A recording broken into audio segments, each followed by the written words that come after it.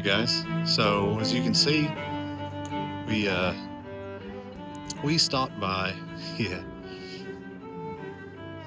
you may recognize that as Adam Spragen's International Loadstar. So we swung by his shop, so let's check out what he's got going on.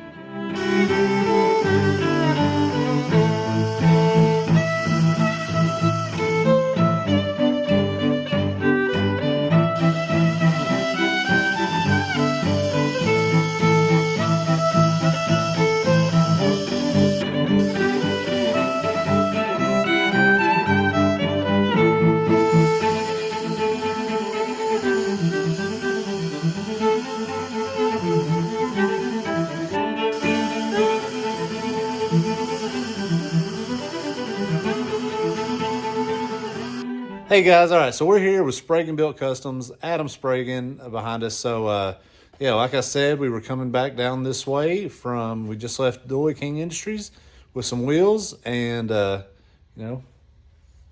here, we got a Loadstar behind us. So we're here with Adam, see what he's got going on. Well, like you said, I'm Adam with Spragen Built Customs. I'm considered the Loadstar guy, I guess, right now. I don't know that that's necessarily true, but some people said that. But yes, I've got my blue trucks you guys seen outside, and I built a couple others, including a 4-door for Jack's Wax, and then I have this 75 that's in here right now. Just come in for some freshen up stuff, a little bit of air suspension work. We're putting a 6.7 Cummins in, and it goes to a 12 valve, and just freshening up a few things. It's gonna be quite a machine once it's done, I have a feeling, but we're getting down to probably another couple weeks, and it'll be back together and be doing some test drives. See how it does with some more power. So what's wrong with the 12 valve? Because I've got a 12 valve that's going to my Loadstar. So, Well, there ain't nothing wrong with a 12 valve. I mean, they're a nice solid tractor motor is what they really Yeah, are. I mean, that's that's true, honestly yeah. what they are.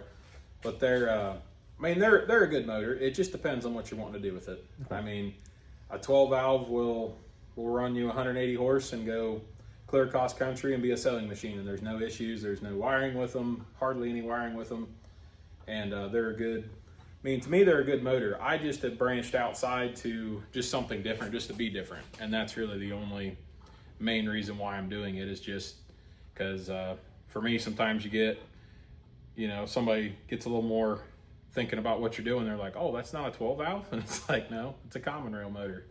And to be honest, with the standalone harnesses and stuff they do for these nowadays, they're really plug and play. They're really not a whole lot to them. They aren't as scary, but it just also depends if you can put some power on a 12 valve and make it run pretty good.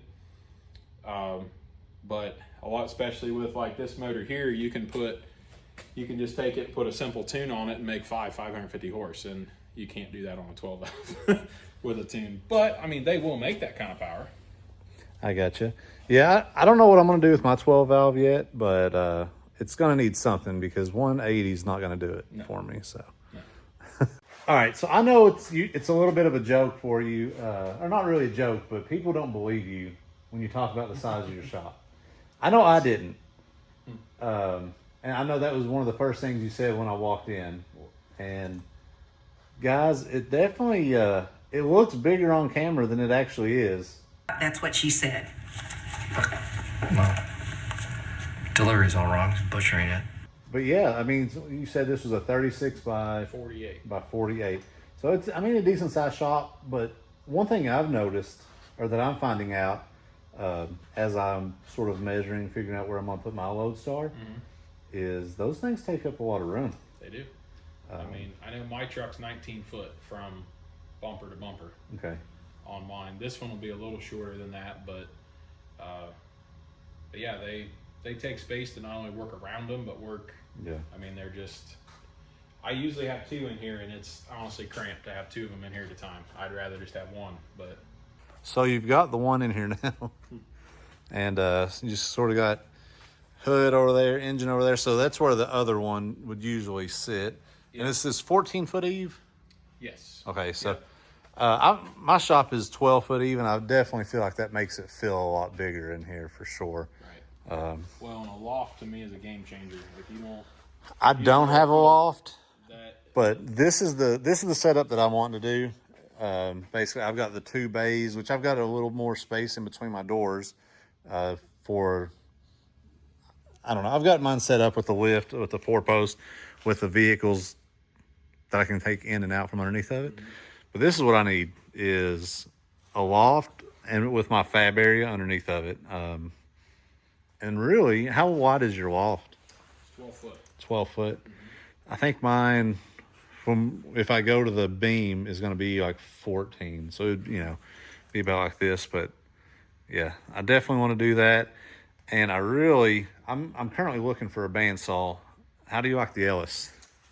I'll be honest, it's been a really awesome bandsaw. I bought it because it said it can go vertical, so you could use it that way. It could be user error, which is probably part of the problem, but it absolutely destroys blades when you run it vertical. Oh, really? I don't know why. I don't know if it's the metal jumping around.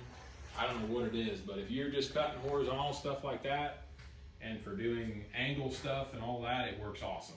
But as soon as you stand that thing vertical, I don't know what it is, but it just takes the teeth right off the blade. I don't know if it's the vibration of the metal or I don't know. Yeah, so, but for this type of stuff, it does really well with all your tubing and stuff. Yeah, it cuts that stuff real nice. What I really want to use my saw for, other than this, because, the Loadstar, I need to do a lot of the chassis work as well.